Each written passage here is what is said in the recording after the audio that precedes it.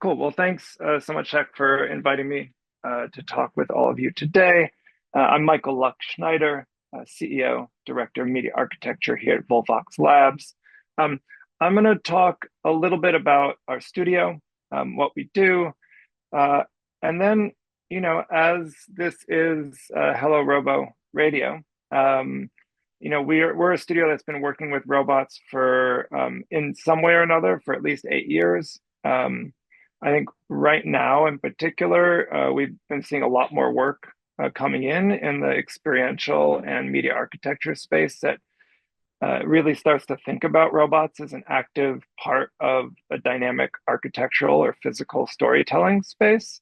So I'm going to show a little bit of some of our work around that, some things that really drive my approach to the work that we do. We're going to look at a little bit of history, and then I have some thoughts about what's next that is coming really quickly that I would love to go through. So that is what's on the agenda for today. Hopefully, this gives some provocations. Hopefully, you have some questions or things to poke me with as we go through. So, this is robots and AI, like we're at the cusp. And so it is an unknown moment. And so we should be poking and asking questions to figure it out. So, um, so Volvox Labs, we consider ourselves a new media art studio. We're based in Greenpoint, Brooklyn, but the focus is this idea of new media, which seems like an old term, but if you actually look at what it is, like new media, it's working with a medium that has not yet been defined. So unlike many studios out there where they work in paint or in metal fabrication or in web design or in videography. They're very known mediums where really for most of our work, when we start it, we have no idea what medium it's going to be in, right? Like we don't know if it's going to be a digital screen, if it's going to be a fabricated element, a kinetic wall, an immersive sound system, or smell and smoke in the air. So it's really about understanding space, storytelling, people, and experience, and then doing rapid proof of concepting to figure out what the right medium is for telling that story. I think that's really important to think about when we're talking about robots and AI, because I think both of them are relatively new mediums that we're just starting to figure out how to use them. There isn't an existing language for using these tools yet. Our studio is driven by nature. So nature is something that makes sense in the physical world. There's a set of relationships, rhythms, patterns that work and that humans connect with. And so we very often go to nature as inspiration for designing for physical space. Space is our canvas. Everything we make is designed for physical space.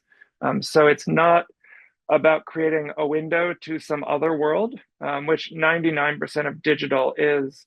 You're creating a window and then you're inviting people to leave their world and go into this alternate world. When we even create digital walls, the way we approach content is about extending, tuning, and enhancing the physical space. And we really design across all the senses. So right now I'm sitting in our sound studio. We have an amazing sound artist, engineer, designer here. We do a lot with scent, with robotics, with kinetics. We've done stuff with bubbles, but we also do large, big digital screens. I know Vlad was here a couple weeks ago and got to see how we really work across all of the different senses. So this is a little reel. So you can see kind of the breadth of our work here. As we go through, I'm going to focus on the robot stuff here, but this gives you kind of a wider range of the work we do. And it really goes across both kind of experiential, temporary to permanent media architecture and public art. to live music and performance and creating and bringing together all of the different senses to support these storytelling moments.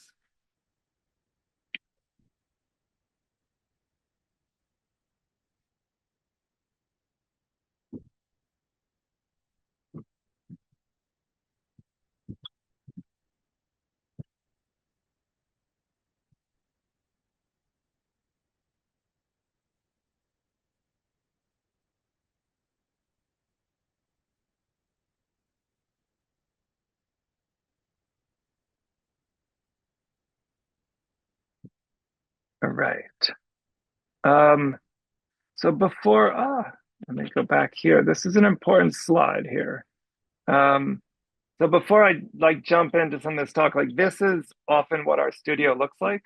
So one of the things that we're really, our goal is to enhance and tune and augment physical space and like make our experience of life something that we would want to live. So a big part of that is also to make our studio and our culture and the way we do work here match that. So there is, there's a lot of play.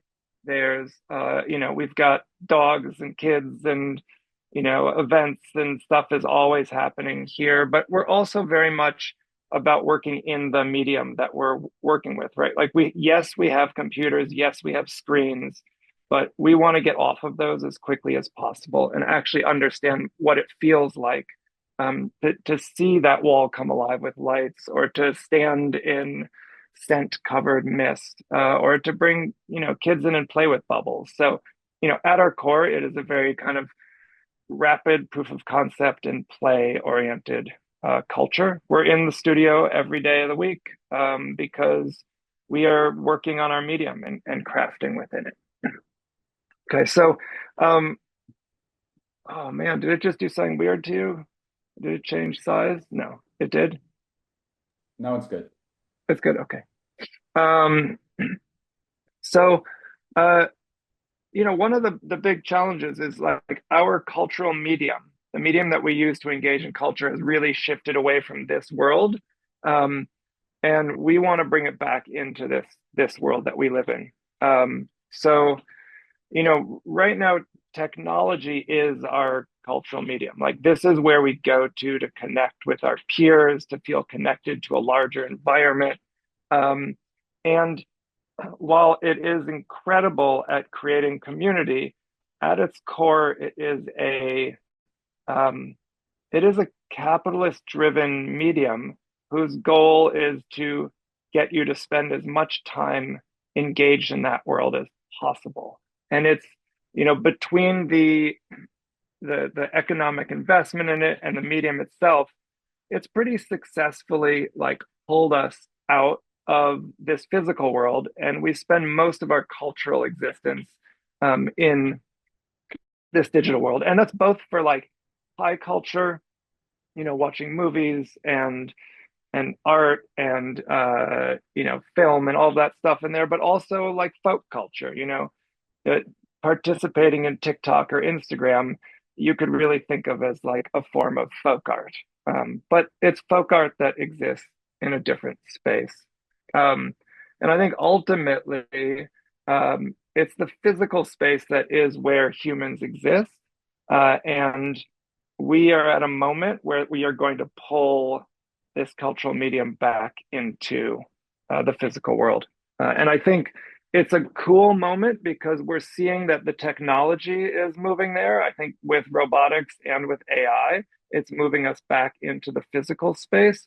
But I also think from an investment perspective, you're seeing huge companies like OpenAI spending $7 billion on Johnny Ive's product design startup, or you're hearing banks or Runway just invested, got a huge investment to start modeling AI for robotics. Like there's Pi, who's doing all of this work around physical AI.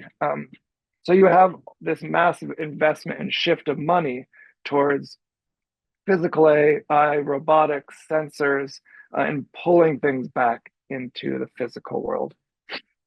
So robots, why now? Uh, a couple months ago, our fearless first lady declared that the robots are here. If she says it, it's got to be true, right? No, but really, it is a moment for robots to be here.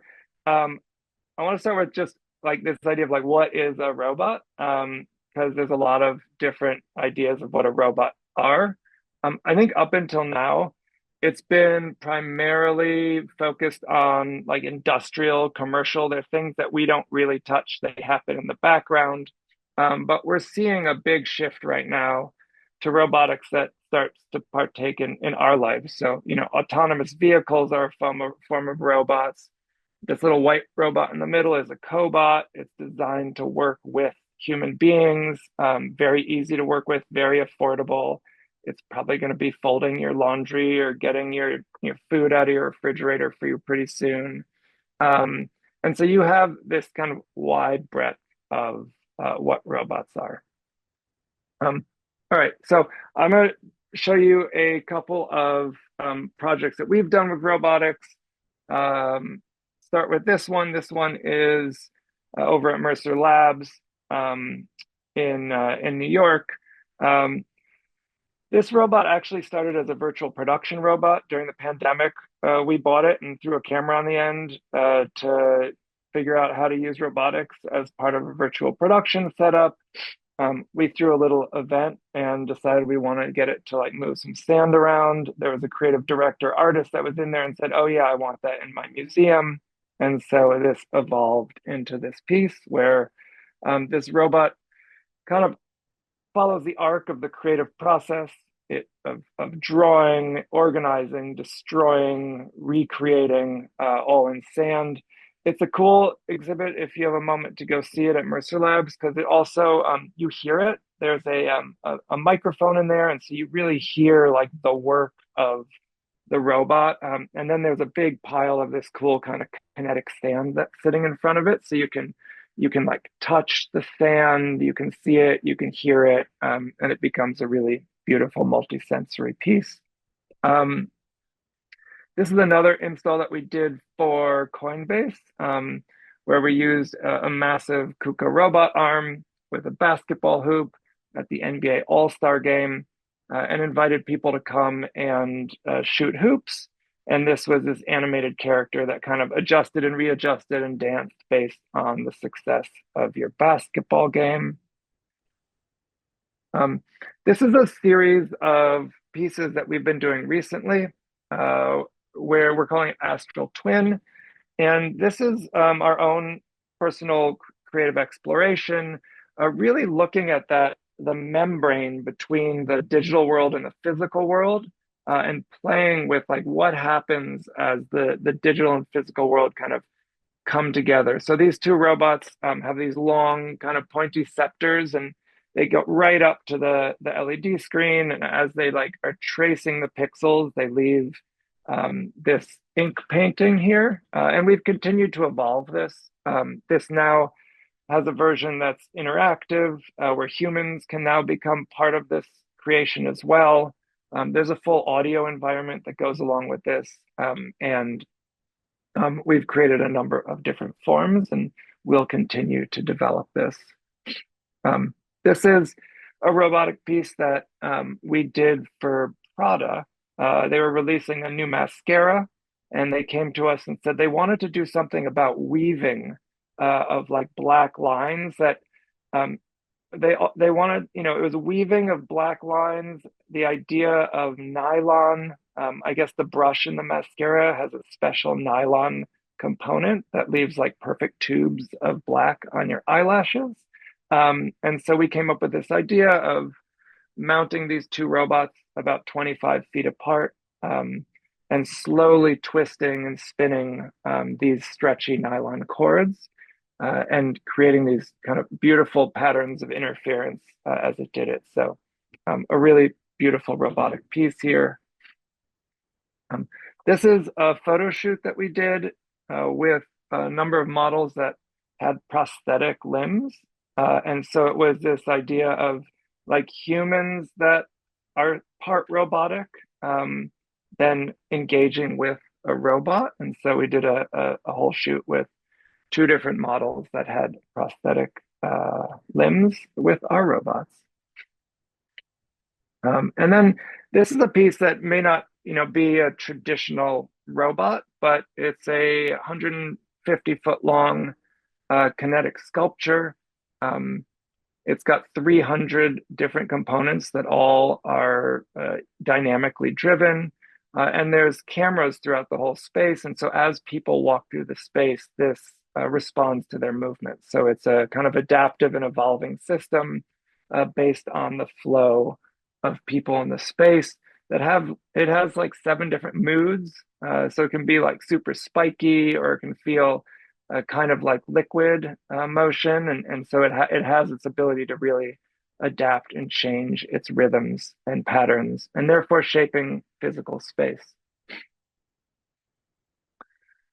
And then, this is from 2018, so it's been a while, but a very early, also kind of kinetic robotics space where this wall cut in the shape of the Microsoft logo for Microsoft was kinetic and moving and glowing, but also responding to the movement of people in space. And so it's this, it goes back to this idea that robotics lets us start thinking about creating kinetic environments, like spaces and interactions that are actually moving in our environment and really impacting our experience of space.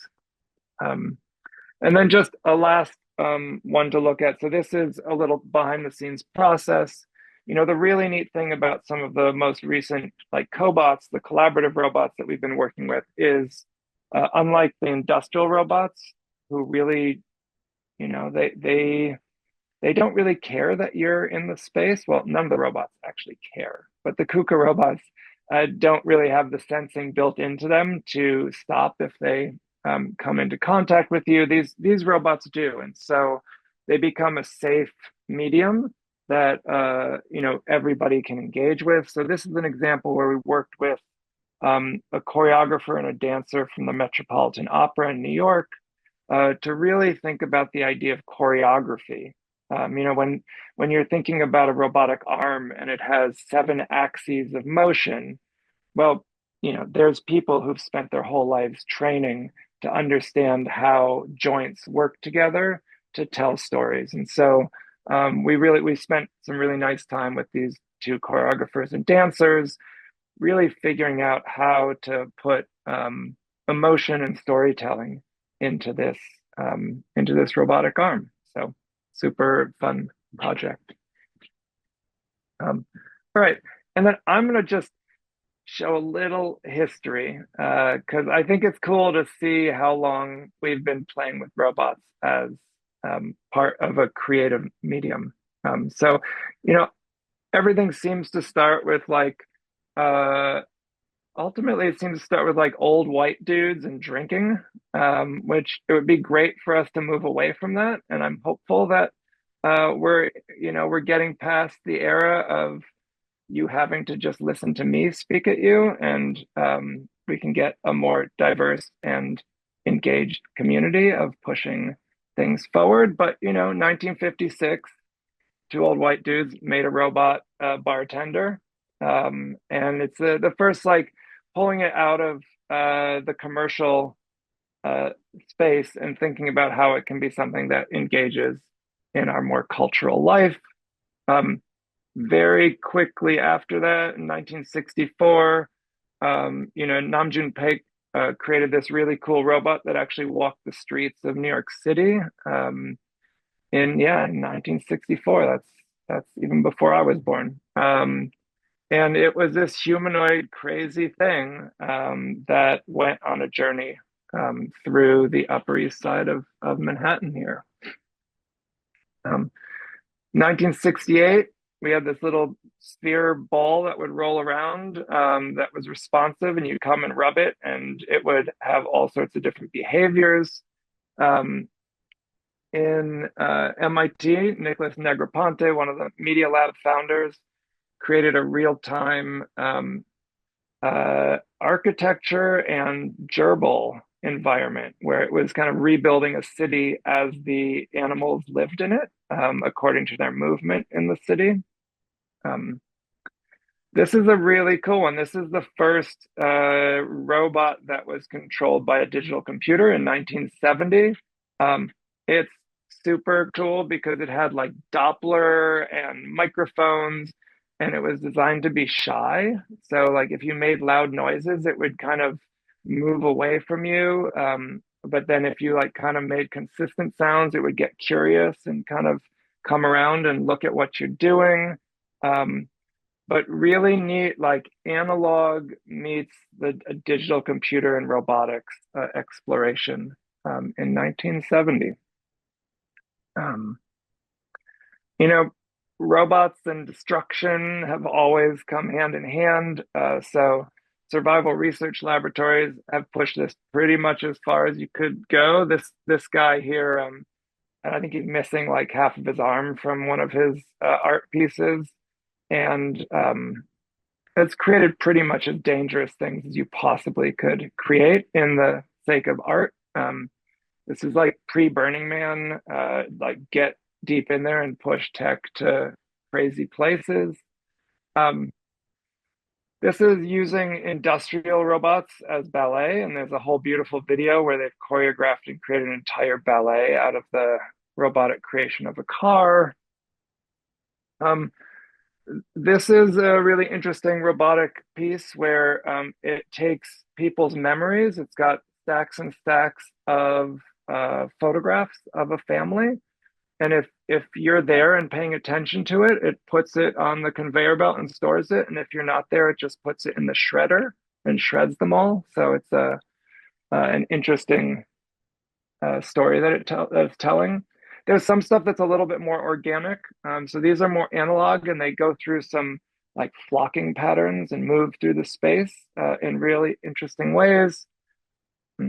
Chico is a roboticist that's based in Red Hook, Brooklyn, has a robotic church and has been building these really phenomenal uh, analog robotics for at least 20 years, maybe longer. Yeah, probably no, definitely longer because it says 2000, so probably 30 years. And has done, and we actually have a number of our team have come through his studio.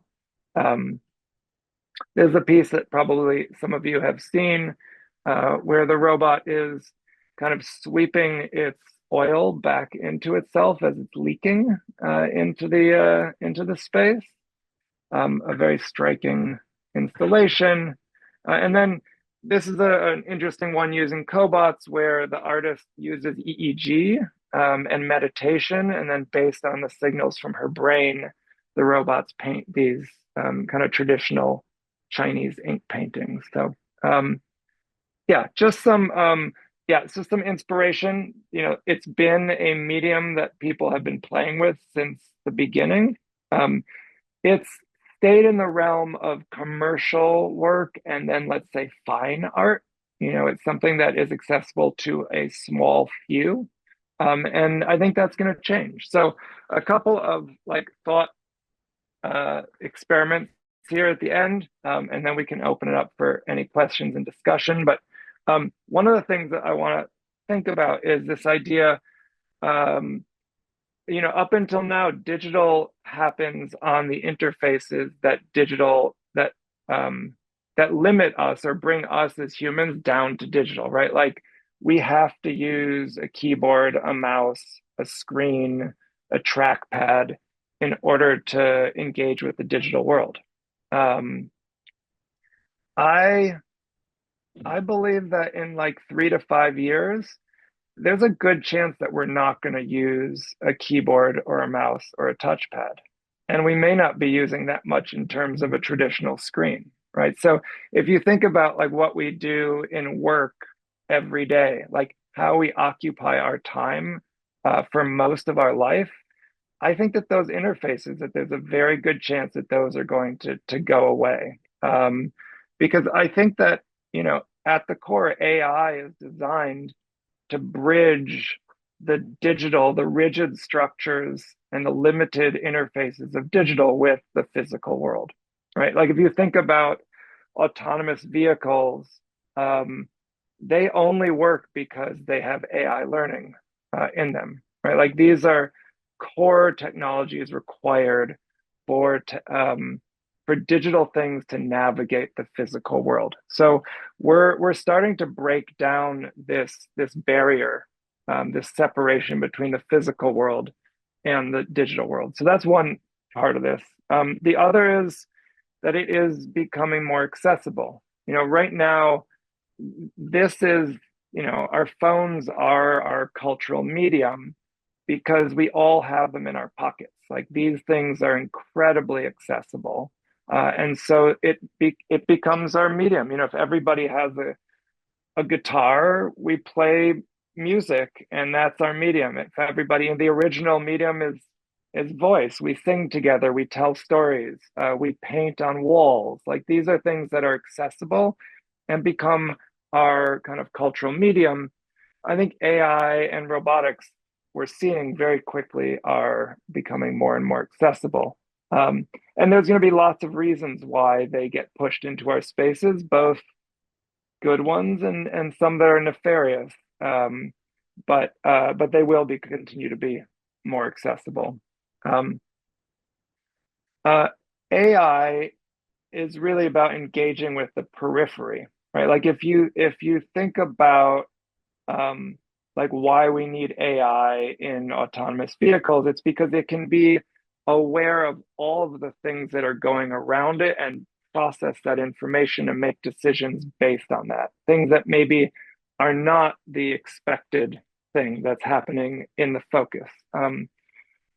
We've just lived, um, I don't know, 30 to 50 years of very focused experience, right? Like everything is about a screen, it's about a render, it's about a movie. Like it is a framed, focused event. Where actually, as human beings, I think something like 90% of the processing power of our brain is actually about peripheral information. It's about, you know, is there a tiger that's hiding in the woods that's about to jump out and eat me, right? Like there's all of this incredible information that we're processing in a almost subconscious way um, that we don't use at all for most of our current work and life. And I think,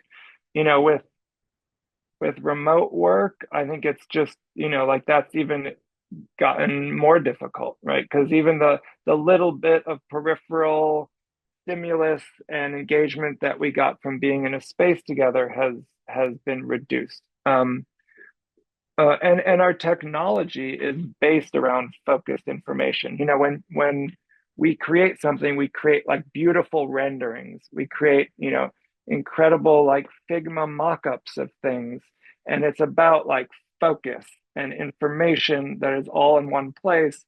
And we're not really thinking about how we're engaging with the periphery.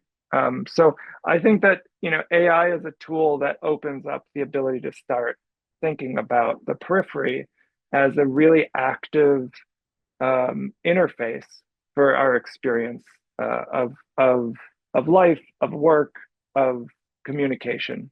And then, as such, I think that up until now, there's kind of this fourth wall, right? Like a theatrical fourth wall between us and the digital world.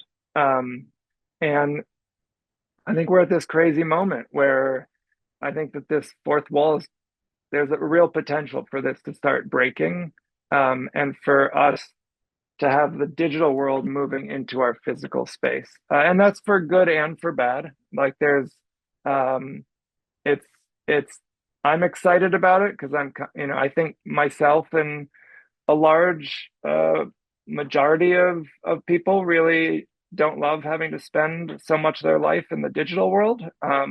And so the idea of things pulling into the physical world, I think, are exciting. But it's a moment that I think it's kind of on us to figure out how we shape that in a way that is a humane and human experience of digital in the physical space. So, the last thing is it is a moment of possibilities. It is, everybody's talking, is AI a bubble? Is this the AI bubble? I think it should be a bubble. Like if it's not a bubble, then we're in trouble because we have to try lots of things, right? Like if we just choose what we think is the right thing and move that forward, and it's just like, all right, we're going to make as much money as we can on this, then we will probably have chosen the wrong thing, right? So like we're at a moment where both for AI and robotics, like we don't know what this medium is. Like we don't actually know. This is like the internet in 1991, right? Like this is what was it? Netscape, I think, one of the first, in web browsers. Like what's a banner ad? Like with none of this stuff, how do you actually navigate this thing? What's the UI and UX of this medium? How do you use it? What's it good for? Like none of that stuff was defined in whatever 1990. And so lots of stuff was just thrown at it. It made that initial tech bubble, but it helped give us some choices about how to use that medium. Whether they were the right choices or not is, you could argue. Uh, but I think we're kind of at that moment with AI and with robotics, and so I think it's really important, and I think it's kind of on us and our industry to push on it and push to see how far you can, what's possible within this technology, within this medium, to define how we as humans are going to have this embedded in our everyday life. So that's that's all I have to say. I hope that is interesting, inspiring, maybe a little provocative, and I'd be happy to share any other, thoughts, projects, respond to questions, and yeah. So Michael, thank you so much. It was amazing, inspiring, and then I love how closer to the end it went into more philosophy and kind of existential topics. Thank you so much. It was a really amazing talk. Um, I guess I'll let the guests ask any questions. I have mine, but yeah, I want to give you guys the opportunity to chat. I'll go first if no one else is. sure. Hey, Michael. Thanks for that awesome presentation. So I've been building robots for 20 years, and I think you honestly showed me almost every slide robots I'd never seen in art installations and stuff. So that's super cool. It's always amazing when you're in like a little tunnel developing, like you see the things around you, but there's things going on all over the world. And I think it's really cool to see robotics now entering, this new space where it's interacting with people and you see it day to day. It used to be that, you just heard about, a robot. Basically, it was just Terminator, right? I mean, most Yeah. people thought of robots as Terminator or an automotive manufacturing robot, and that is changing. I was curious. I had a question about your thoughts on interfaces changing, and just what do you imagine it looking like doing what you're doing right now, 5 years from now? That's a good question. It's a good question. I mean, I think it's going to be a lot more guiding than controlling. I mean, and we're already seeing it in how we work with AI, where, you're having like conversation and you're moving things it's about exploring, let's say, more than choosing and like directing. It's about, I think, more conversation and exploration. So, and I don't know, some of that will be verbal. One of the things, yeah, it's interesting. One of the things that I've been thinking about recently is that with the rise of the current technology and interface, we've redefined what like private and public means. So like you can be walking down the street and engaged in Instagram or having a conversation with someone or things that are very private and alternate to the actual physical space that you inhabit. And then likewise, you can be in your room all by yourself and connected to massive community. Um, and so I think that there's ability for interface to shift the norms of how we engage in different spaces. So I do think that, there will be a lot more vocal and conversational. I do think that there will be um, a lot more like gestural and active surfaces. I think that there's a huge pressure to start developing physical interfaces and what I'm calling media architecture, so that our physical spaces can start to respond to us as well, and we can start using walls and surfaces and uh, desks and chairs and anything as an interface. Uh, but we're gonna have, just like we have generations now that have grown up with iPhones, we're gonna have generations that grow up with their little AI buddy, who's gonna kind of know what decisions and directions that this person is interested in. And so it'll be there.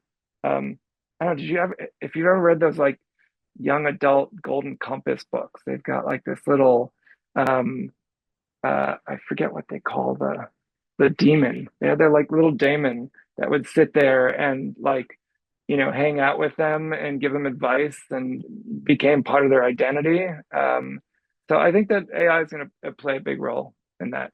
There'll obviously be some human, like human robotic interface as well.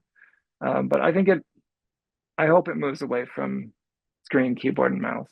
But yeah, it's still open. I don't know. Someone may come up with that magic thing, but hopefully it stays pretty mushy. Yeah. Yeah, I hope so too. I've got a 5-month-old, so like he's gonna experience that future. Yeah. It's terrifying, but exciting.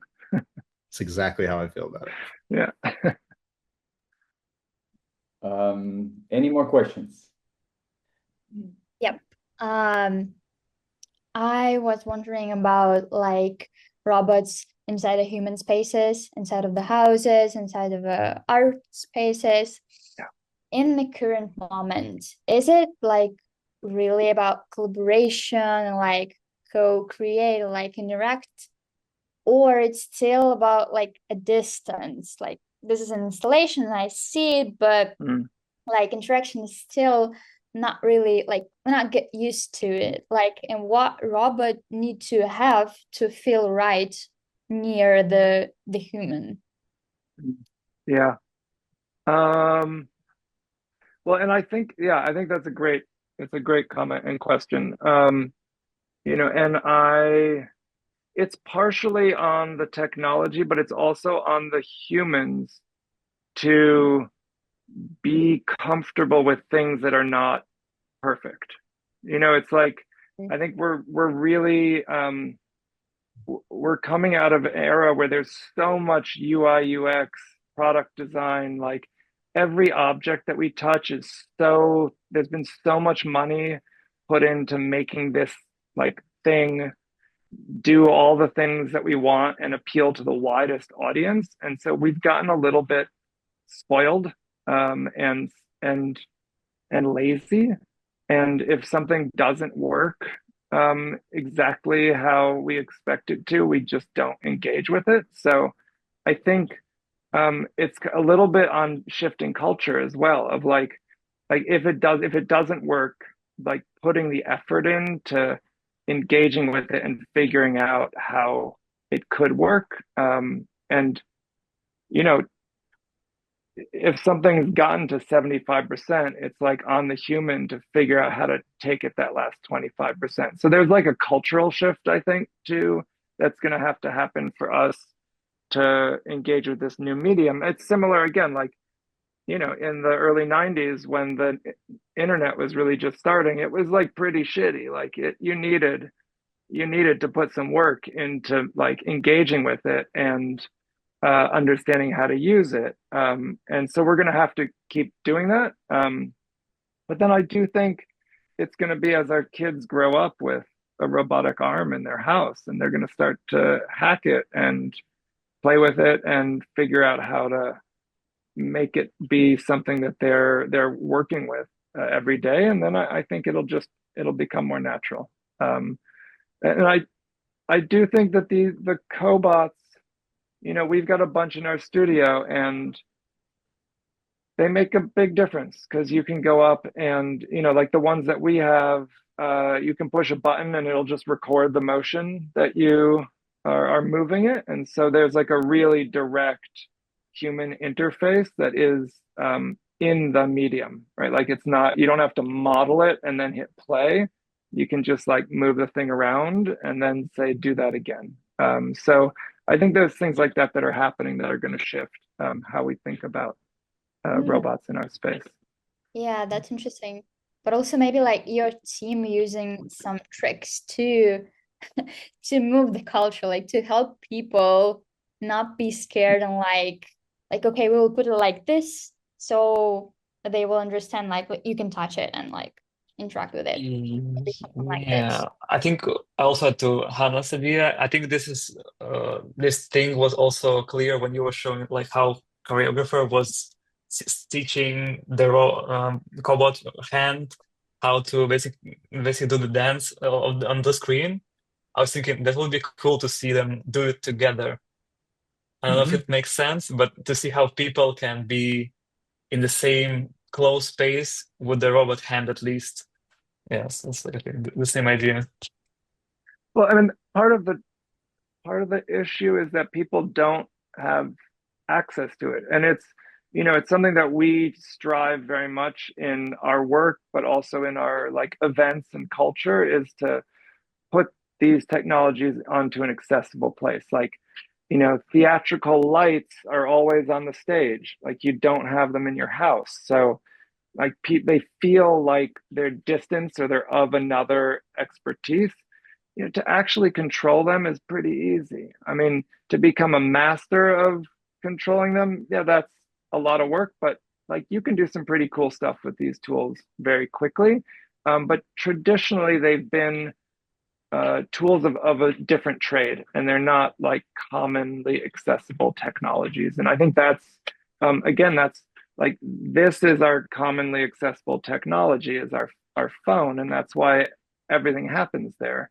That's got to change, and it's something that we're pushing on. I mean, I think that our big aspiration is to actually like open some sort of um, cultural community amenity that like people can come and have coffee and work with a robot or work with a theatrical moving light or work with a big LED screen. Like these should be um, part of just our everyday life. They shouldn't be just tools of someone else to tell a story at us. They should be like everybody's tools to build stories together. And so I think that's the shift that we want to see. If you think like traditional folk art, like everybody would know the dance or would be able to pull out an instrument and play music together. Yes, there's like the fine artists that you can go and watch the professional dancers and the professional musicians, but you can also like sing your own songs. We're now like, this is the only tool where that is true still, right? Like where we can make our TikToks, but then you can have influencers also TikTok at us. Like that only exists now in that medium, but we need to now like extend the other technological tools to have that same structure where they're accessible.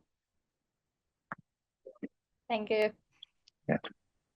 Just to add to that, I think it's trust. Like trust is a big piece of this equation, and it takes time for people to trust new technologies. That's always been the case. If you look, backwards, I think there's a lot of, maybe a good analogy is, when you maybe everybody had a driver, right? The first time a car came out, and it was a professional that would take you somewhere, right? And then eventually it became, comfortable enough, okay enough that folks can everybody could drive a car.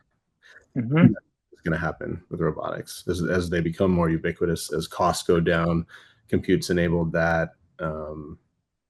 Yeah, and this huge investment that's happening right now in this like moment is going to help drive that down and make it, more accessible, like you mentioned. I have a question on that note.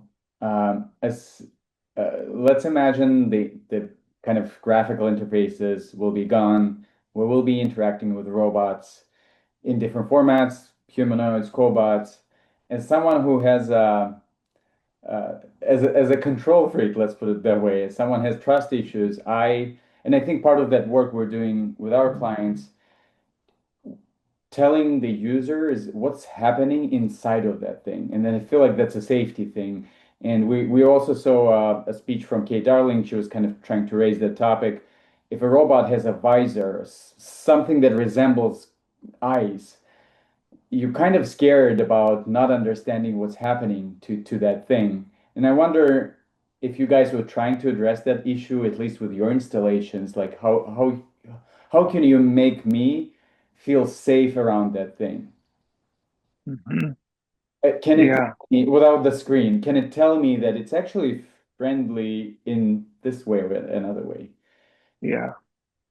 I mean, it's interesting. A lot of it is in the actual choreography, right? Like our art robot can be really scary, but it can also be really like meek and it can be scared.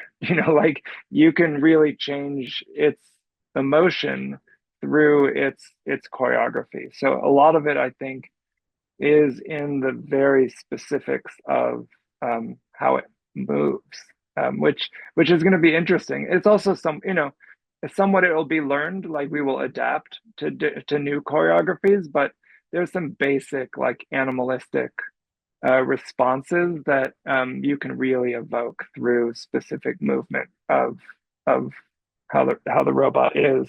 Um, we actually the industrial robots. Um, their industrial design is such that they start on this more inhuman and scarier side, and it's more through choreography that you can humanize or give them emotion, where the cobots are really designed to look like like you know AirPods. Like they're designed to look all soft and curvy and friendly. And so we almost have to do the opposite and like work to make them scary. It's like there's the form of the core form has a implicit relationship to you. And so um, again, the choreography is a lot to shifting that. So there is a balance there. Um, I do think it's going to be really interesting to your first comment of being a control freak and wanting to be able to know what's going on. Um,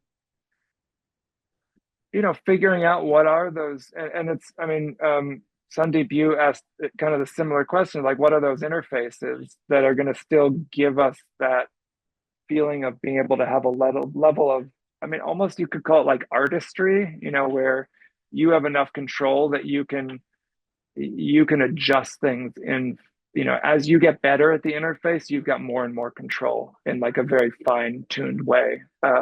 And I do think um, those will have to evolve, and I don't know what those are. But if you look at any technology, even if you take a car, it's like you don't actually know what's going on in between you and the wheels. Some people do, some people don't, but you can gain a level of control that you feel like you can really have that detail, that finesse. And so we're going to have to figure out what that looks like. And with every new technology, there's a whole new set of interfaces that has to get developed and learned to give you that level of control. So it's going to be interesting. This is the time. I mean, this is the moment, like, to figure that out. We have one more question. Olga. Yes, thank you very much. Very interesting. And I also want to ask a question about the feedback, and particularly like to the first feedback about from audience, from the people who see the installation, and for example, how you measure this, if you like measuring this, and maybe some insights that you got. And the second part of the question also about the feedback, but from the clients. So you have corporate clients, and so it's also interesting what kind of collaboration it is and on what stages you receive this feedback and understand if it works, the installation itself or not for the client as well. Yeah.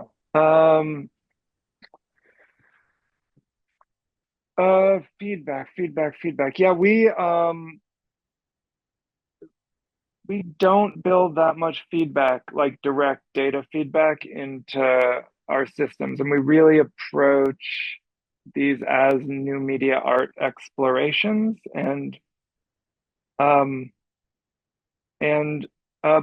But the way that our studio works is anything that you saw there like was built 20 times before it was put out there. And so we have a series of rapid proof of concepting and review that happens throughout the design and production process. So, even the big basketball robot hoop, like we set it up here in Brooklyn, and we like ran different animations, and we brought like kids and adults in, and we figured out what were the moves that felt right and that created like the most delight or most excitement. So it is it's very much in our process of like rapid iteration that we get that level of feedback. So far, I think all of our robot stuff, I would say, have been really successful. Like they're the MBA one just won a big award. The Prada one, they came, and Prada doesn't put their brand on anything that's not like their thing. But when their core team from HQ came and saw our robots, they're like, okay, let's put Prada on the side of that robot because it feels Prada. Like there's and then yeah, so I wish I had a better answer. But it's a weird moment for feedback on these type of things. Like so it's a little mushy there. Just it's a make the little logo mushy. bigger. That's Yeah. Yeah. Yeah. We have a couple minutes left. Any last question? No? Good. Awesome. All right. Thank you so much for gathering, guys. Michael, thank you so much again. Very inspiring. Have a lot of insights for myself and for work. Hope to see you again soon. And Yeah. please connect on LinkedIn or follow Volvox Labs. They're definitely doing beautiful work. Yeah, if you're in Greenpoint, swing by the studio. Yeah. We're always doing stuff here. So, Cool. all right. Great to meet y'all. Thank you, Michael. Yeah, take care. Good to Thank meet you. you. Yeah. Thanks, Thanks a Matt. lot. Bye.